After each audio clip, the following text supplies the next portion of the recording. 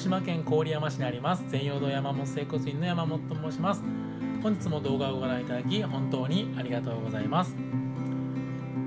本日は、くしゃみが原因による交通事故についてのお話をしたいと思います。今花粉症でですね、悩まされている方は多いんじゃないかと思いますけども、それに伴って、くしゃみですねをされる方も多いと思います。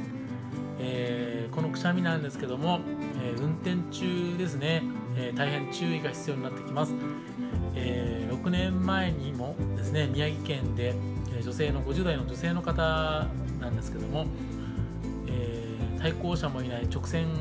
の道路ですね、運転中に、大きなくしゃみをした際に、ハンドルを切ってしまって、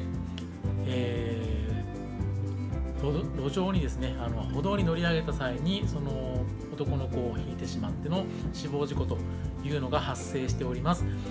運転中ですね、くしゃみの際に飛沫が飛び散らないように下を向くなどですねする方も多いんじゃないかと思うんですけども、くれぐれも注意しながらする必要があるというふうに感じております。本日も動画を最後までご覧いただき本当にありがとうございます。